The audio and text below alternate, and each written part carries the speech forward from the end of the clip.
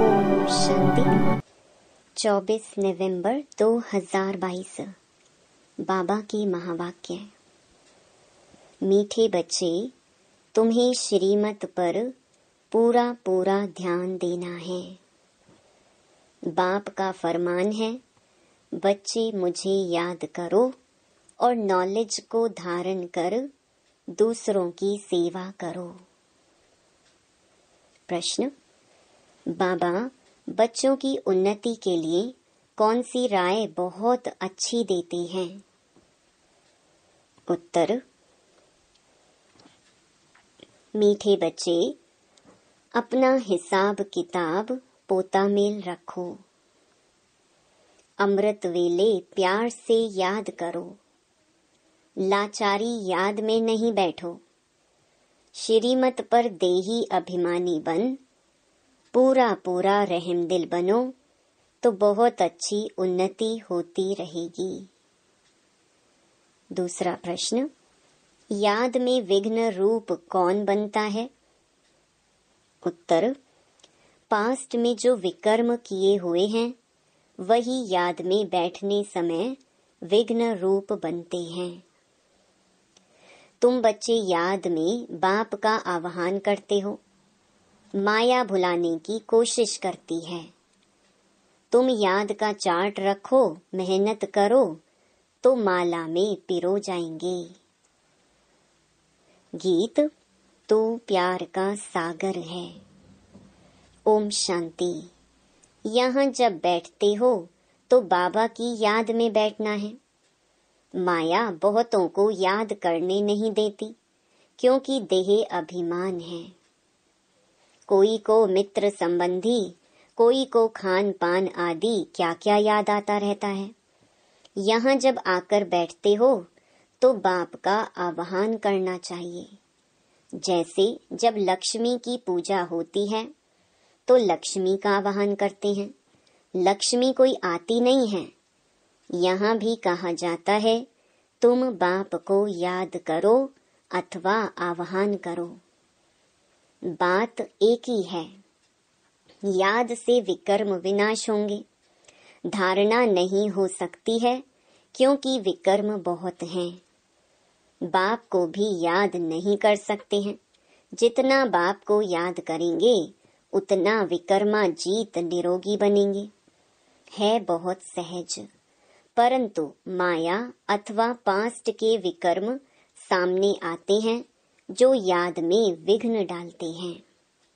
बाप कहते हैं, तुमने ही आधा कल्प अयथार्थ रीति से याद किया। अभी तो तुम प्रैक्टिकल में आह्वान करते हो क्योंकि तुम जानते हो कि बाबा आया हुआ है। परंतु यह याद की आदत पक्की हो जानी चाहिए।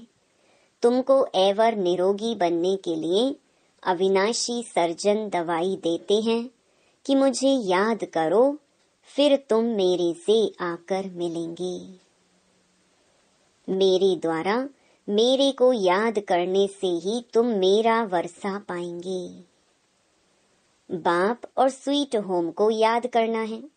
जहाँ जाना है वह बुद्धि में रहता है। बाप वहाँ से आकर सच्चा पैगाम देते हैं और कोई भी ईश्वरीय पैगाम नहीं देते।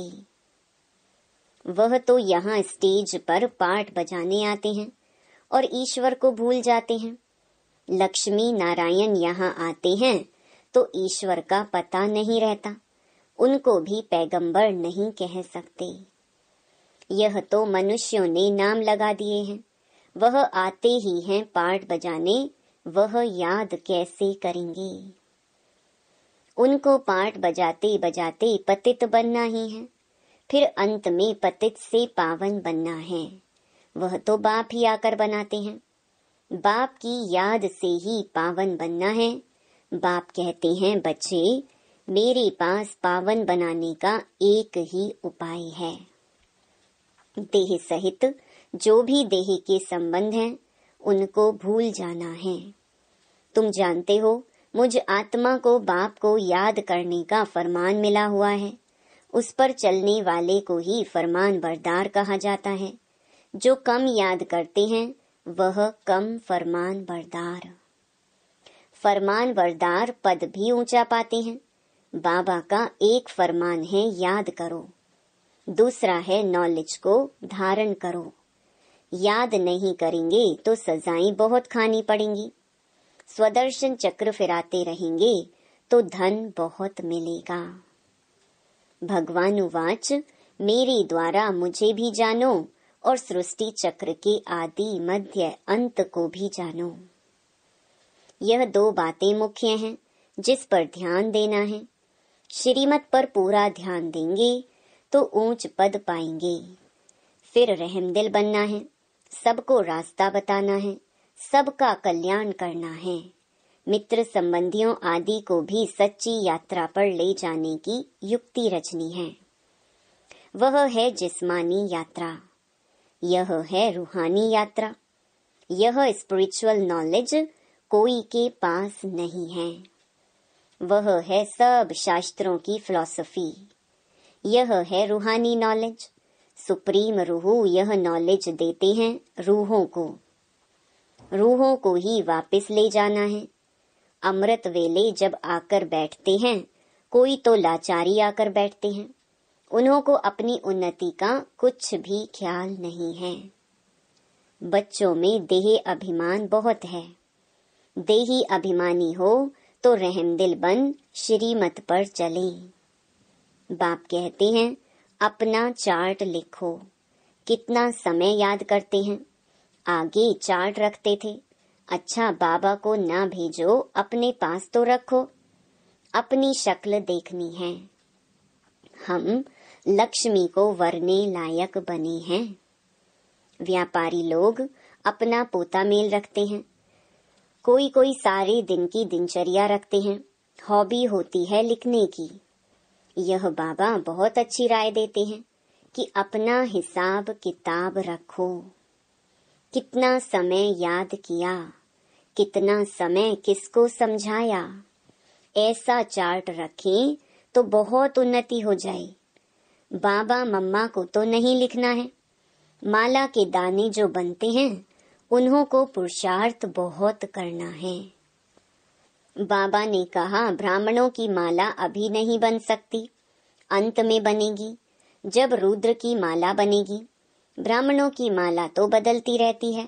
आज 3-4 नंबर में है, कल लास्ट 16,108 में चले जाते हैं। कोई गिरते हैं तो बिल्कुल दुर्गति को पा लेते हैं। माला से तो गए, प्रजा में भी चंडाल जाकर बनते हैं। अगर माला में पिरोना है तो मेहनत करो। बाबा सबके लिए बहुत अच्छी राय देते हैं। भल गूंगा हो, कोई को भी इशारे से बाबा की याद दिला सकते हैं। अंधे लूले कैसे भी हों, तंदुरुस्त से भी ज्यादा ऊंच पद पा सकते हैं। सेकंड में जीवन मुक्ति गाई हुई है। बाबा का बना और वर्षा मिल गया। उनमें नंबरवार पद हैं। बच्चा पैदा हुआ, वर्षे के हकदार बन गया। यहाँ तुम हो मेल्स बच्चे, बाप से वर्षे का हक लेना है। सारा मदार पुरुषार्थ पर है। फिर कहते हैं कल्प पहले भी हार खाई होगी, बॉक्सिंग है ना। पांडवों की थी माया रावण के साथ लड़ाई। कोई तो पुरुषार्थ कर विश्व के मालिक डबल सिरताज बनते हैं। कोई फिर प्रजा में भी नौकर चाकर बनते हैं। सभी यहाँ पढ़ रहे हैं, राजधानी स्थापन हो रही है। अटेंशन आगे वाले दोनों तरफ जाएगा। 8 दाने कैसे चल रहे हैं पुरुषार्थ से मालूम पड़ जाता है। ऐसे नहीं अंतर्यामी है, सबकी दिल को जानते हैं। नहीं, जानी जाननहार अर्थात नॉलेजफुल है। सृष्टि के आदि मध्य अंत को जानते हैं। बाकी एक एक के दिल को थोड़े ही रीड करेंगे। मुझे थॉट रीडर समझा है। वास्तव में मैं जानी जाननहार अर्थात नॉलेजफुल हूँ। सृष्टि के आदि मध्य अंत की मेरे पास नॉलेज है। यह चक्र फिर से कैसे रिपीट होता है, मैं उस रेपिटेशन के राज को जानता हूँ। वह सब राज तुम बच्चों को समझाता हूँ। हर एक समझ सकते हैं कि परमात्मा कौन है और कितनी सर्विस करते हैं। बाकी बाबा एक एक की दिल को जानने का धंधा नहीं करता है। वह चैतन्य मनुष्य सृष्टि का बीज नॉलेजफुल है। जानी जाननहार अक्षर बहुत पुराना है। हम तो जो नॉलेज जानता हूँ वह तुमको पढ़ाता हूँ। बाकी तुम क्या क्या करते हो वह सारा दिन बैठ देखूंगा क्या। मैं तो सहज राजयोग ज्ञान सिखलाने आता हूँ। बाबा कहते हैं बच्चे तो बहुत हैं, बच्चे ही पत्र आदि लिखते हैं और मैं भी बच्चों के आगे ही प्रत्यक्ष होता हूँ। फिर वह सगा है व लगा है, सो फिर मैं समझ सकता हूँ हर एक की पढ़ाई है। श्रीमत पर सभी को एक्ट में आना है, कल्याणकारी बनना है। तुम जानते हो बृहस्पति को वृक्षपति डे भी कहा जाता है। वृक्षपति सोमनाथ भी ठहरा, शिव भी ठहरा। बच्चों को बहुत करके गुरुवार के दिन स्कूल में बिठाते हैं, गुरु भी करते हैं। तुमको सोमनाथ बाप पढ़ाते हैं। रुद्र भी सोमनाथ को कहते हैं रुद्र ज्ञान यज्ञ रचा। यह एक ही यज्ञ चलता है जिसमें सारी पुरानी दुनिया की सामग्री स्वाहा होनी है। तत्व भी उथल पाथल में आ जाते हैं, सब इसमें स्वाहा हुए हैं। सामने महाभारत लड़ाई खड़ी है, यह सब शांति के लिए यज्ञ रचते हैं, परंतु मटीरियल यज्ञ से शांति हो न सके। इस यज्ञ से विनाश ज्वाला प्रकट होती है। यह भ्रष्टाचारी दुनिया इसमें स्वाहा होने वाली है। यह सब बच्चों को देखना है। देखने वाले बड़े महावीर चाहिए। मनुष्य तो हाय हाय करेंगे। तुम्हारे लिए लिखा हुआ है मिरुआ मौत मलु का शिकार। सतयुग में बहुत थोड़े मनुष्य थे, एक धर्म था। अब कलयुग के अंत में देखो कितने मनुष्य हैं, कितने धर्म हैं। यह सब धर्म कहाँ तक चलेंगे। सतयुग जरूर आना है। अब सतयुग की स्थापना कौन करेंगे? रचता बाप ही करेंगे। कलयुग का विनाश भी सामने खड़ा है। तुम भूल गए हो कि गीता का भगवान कौन है। भगवान ने स्वर्ग की स्थापना की, इसमें लड़ाई की कोई बात नहीं। उसने माया पर जीत पहनाई है। इस राज को ना समझ उन्होंने असुर और देवताओं की लड़ाई दिखाई है, वह तो होती नहीं। तुम बच्चों को बाप द्वारा जो पास्ट प्रेजेंट फ्यूचर की नॉलेज मिली है, यह स्वदर्शन चक्र तुमको फिराना है। बाप और रचना को याद करना है। कितनी सहज बात है। गीत तू प्यार का सागर है, आज बाबा ने लिखा है। तुम ocean of knowledge, ocean of bliss लिखते हो, बाकी ओशन ऑफ लव भी जरूर लिखना है। बाप की महिमा बहुत है, परंतु सर्वव्यापी कहने से बाप की महिमा गुम कर दी है। श्री कृष्ण के लिए भी लिखा है 16,108 रानियां थी। जन्माष्टमी के दिन श्री कृष्ण को झूले में झुलाते हैं, परंतु किसको भी पता नहीं कि श्री कृष्ण ही श्री नारायण बनते हैं। राधे फिर लक्ष्मी बनती है, लक्ष्मी ही फिर जगत अम्बा बनती है। यह कोई नहीं जानते। अब बाप कहते हैं मेरे को जानने से तुम सब कुछ जान जाएंगे, परंतु जो देही अभिमानी नहीं बनते उनको धारणा भी नहीं होती है। आधा कल्प तो देह अभिमान चला है। सतयुग में भी परमात्मा का ज्ञान नहीं रहता है। यहाँ पाठ बजाने आते हैं और परमात्मा को भूल जाते हैं। यह तो समझते हैं आत्मा एक शरीर छोड़ दूसरा लेती है, परंतु वहाँ दुख की बात नहीं। यह परमात्मा की महिमा है। ज्ञान का सागर, प्रेम का सागर एक बूंद है, मन मना भव मध्याजी भव। यह मिलने से हम विषय सागर से क्षीर सागर में चले जाते हैं। स्वर्ग में घी दूध की नदियां बहती हैं, यह सब महिमा है। बाकी घी दूध की नदी थोड़ी हो सकती है, यह भी तुम जानते हो। स्वर्ग किसको कहा जाता है? भल अजमेर में मॉडल है, परंतु जानते कुछ नहीं। तुम कोई को समझाओ तो झट समझ जाएंगे। बाकी यह रास विलास तो खेल कूद है। जैसे बाबा के पास आदि मध्य अंत का ज्ञान है, तो तुम बच्चों की बुद्धि में फिरना चाहिए। बाप की महिमा एक्यूरेट सुनानी है। उनकी महिमा अपरम अपार है। सब एक जैसे नहीं हो सकते, हर एक को अपना अपना पार्ट मिला हुआ है। पोप का भी अगर ड्रामा अनुसार पार्ट होगा तो मिलेगा, अगर दूसरा होगा तो फिर आगे चलकर देखेंगे। जो दिव्य दृष्टि से दिखाया था वह सब इन आँखों से देखेंगे।